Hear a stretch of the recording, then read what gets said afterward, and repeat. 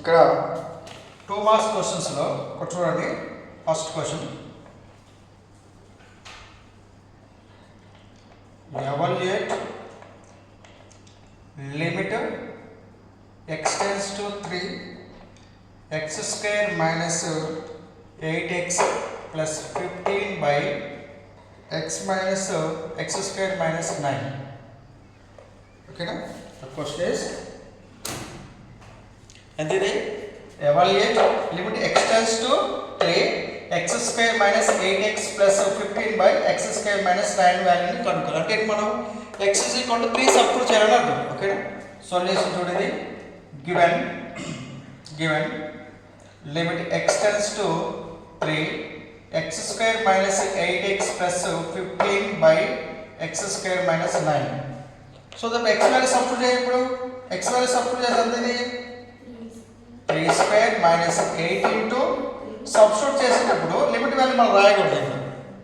Substitute చేసేటప్పుడు limit value రాయకూడదు. So that four X value ఎంత 3 కాబట్టి 3 square minus 8 into X value ఎంత 3 plus 15 by 3 square minus 9.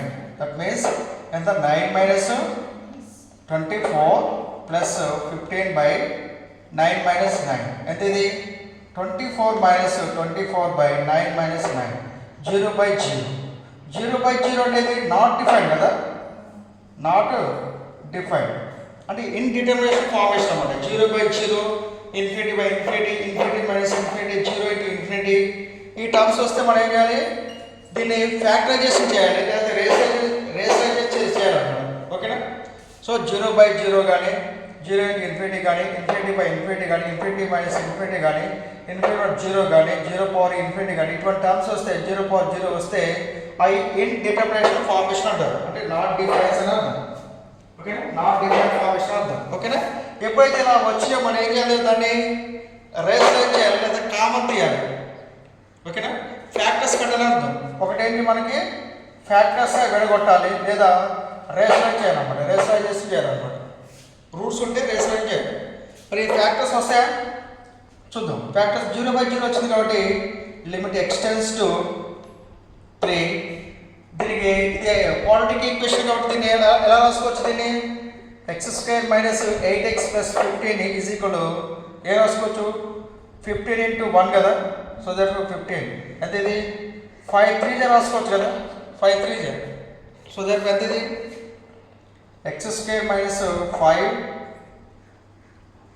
3x minus 5x plus 15 by x square minus 9 కూడా ఎలా రాసుకోవచ్చు, కింద డినామినేటర్ కూడా మనకు 0 వచ్చింది కదా. x స్క్వేర్ మైనస్ 9 ఎలా రాసుకోవచ్చు, ఫ్యాక్టర్స్ వచ్చినట్టుగా డైరెక్ట్ ఫార్ములా ఇది x square minus 9 x square minus 3 square a square minus b square a plus b into a minus b. Okay, a plus b into a minus b. x square minus 9 ఏం రాసుకోవచ్చు, x square minus 3 square రాసుకుంటే x square minus a square minus b square formula a plus b into a minus b, x plus 3 into x minus 3. So that it can be written as,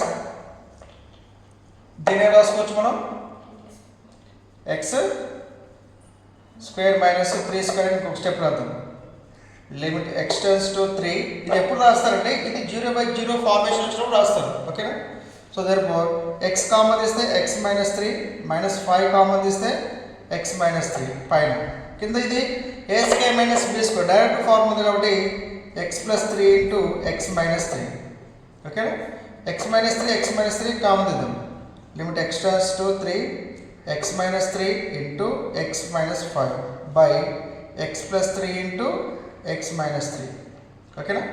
x minus 3 x minus 3 ఒకటి, x minus 5 ఉంది, x plus 3 x minus 5, x minus 3 cancel అయిపోతుంది కదా.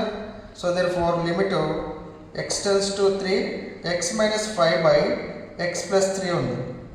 ఎంత ఉంది, x minus 5 by x plus 3 ఉంది. ఇక్కడ remaining రాద్దాం ఇక్కడ.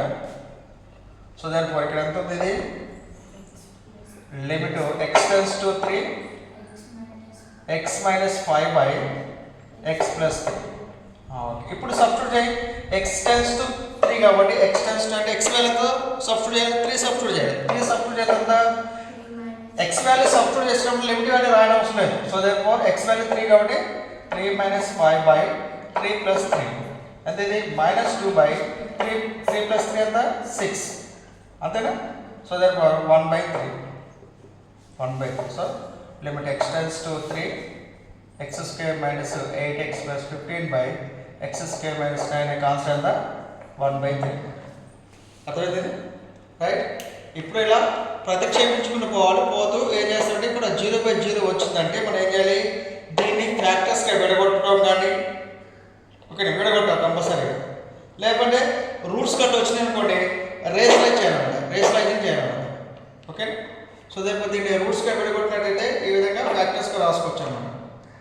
So that x square minus 9 square x square minus 9 3 x square minus 3 square రాసుకుంటే x plus 3 into x minus 3 ఇట్లా క్యాలిక్యులేట్ చేసుకుంటే ఇట్లా x minus 5 by x plus 3 వస్తుంది. x ఈజ్ ఈక్వల్ 3 సబ్స్టిట్యూట్ చేస్తే 3 minus 5 by 3 plus 3 2 1 by minus 1 by okay.